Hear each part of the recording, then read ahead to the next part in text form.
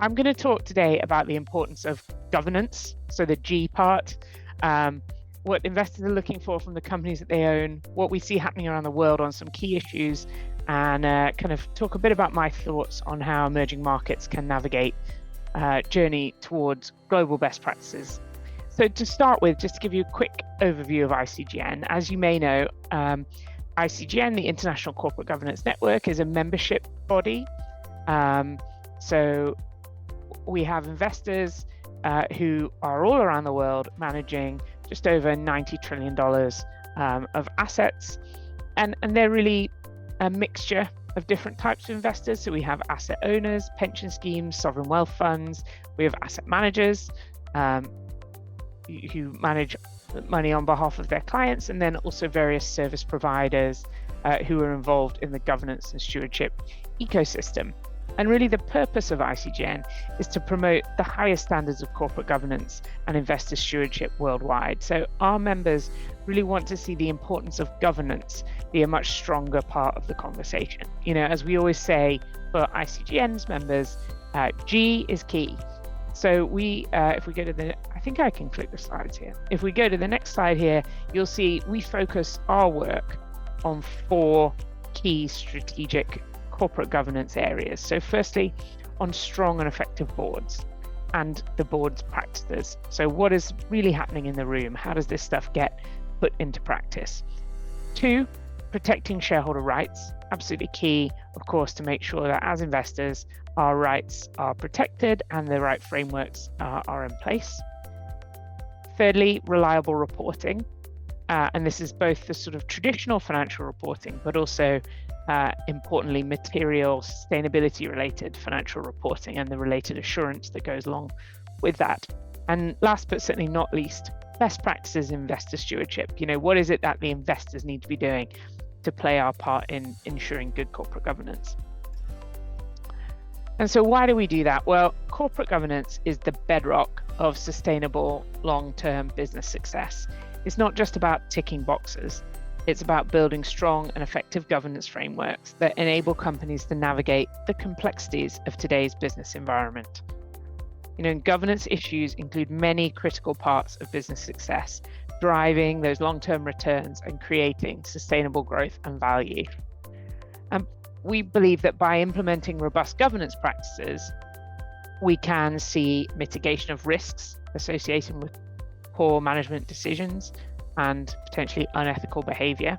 We can ensure that rights are protected, and we can be a driver of value creation and a lower cost of capital. So, you know, what is it that investors are looking for? That is a very big question. And of course, there are many, many different answers, but I think there are some particularly important areas.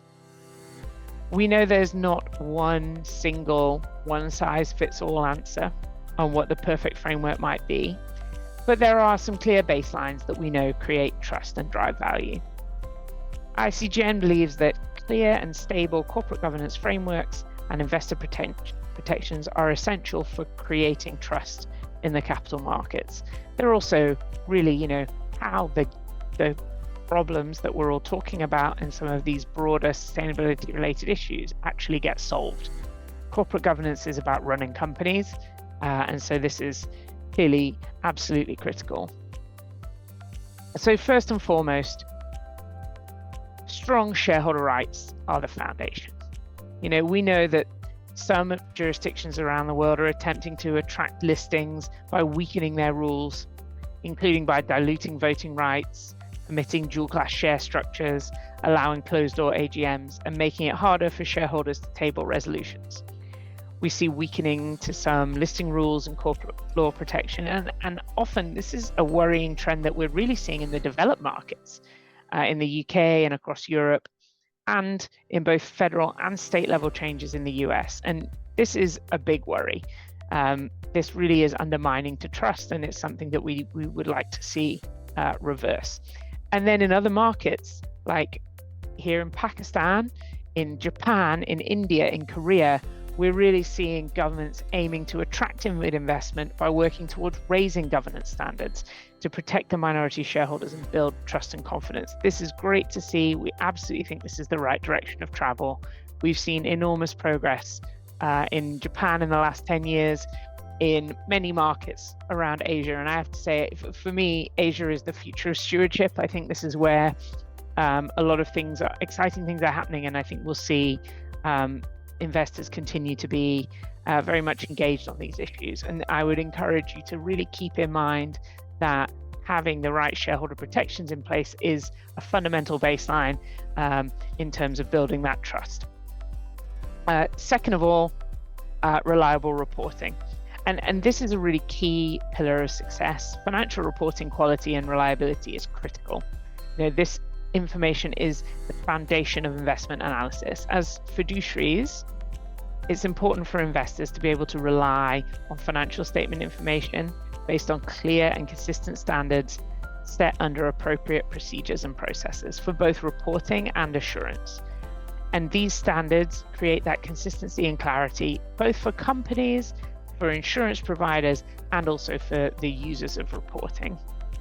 Now, we also need there to be appropriate proportionate regulation to protect the quality of financial reporting and audit, and this is key to the frameworks that support the building of trusts. In our view, independent regulators and standard setters are absolutely the best way to achieve that. Now, speaking, I think, more to the theme of this conference, in addition to the core financial statements, investors have long wanted comparable, reliable, and verifiable corporate sustainability disclosures grounded in that financial materiality to help make informed investment and stewardship decisions. PICG has been a very long-standing and proud supporter of the International Sustainability Standards Board's mission to develop a global baseline of sustainability-related corporate disclosures. Last year, along with over 120 investors, stock exchanges, and other organizations, we endorsed the PRI's call for jurisdictions to commit to adopting ISSB standards by 2025. And I will say it is fabulous. It's very great to see that Pakistan is showing such leadership when it comes to ISSB adoption. Mandatory reporting here in Pakistan will be some of the first in the world. And this leadership position, I believe, will really position companies well to be clearly and consistently reporting in a way that is genuinely useful for international investors. So well done, and certainly keep up the good work there. The IFRS Foundation currently sees that over 36 jurisdictions have taken steps to use or align the standards, and that represents a significant portion of the global economy. Other jurisdictions on the journey are Australia, Brazil, Ghana, Hong Kong, Japan, Kenya, Malaysia, Mexico, Singapore, and in fact, recently over the summer here in the UK. And these countries are implementing the standards with varying phased approaches and transitional reliefs. I think that's important. We've got to suit local circumstances, just like you are doing in Pakistan. And I think that is sensible, it's pragmatic. We want to see progress. We don't want to wait for perfect. We can't let perfect get in the way of good. We must keep going. It's great to see there's more consultations happening. We'll be continuing to respond to them. And I think that global trend towards a common baseline, even in jurisdictions where they want to tailor implementation to local context, will be really helpful.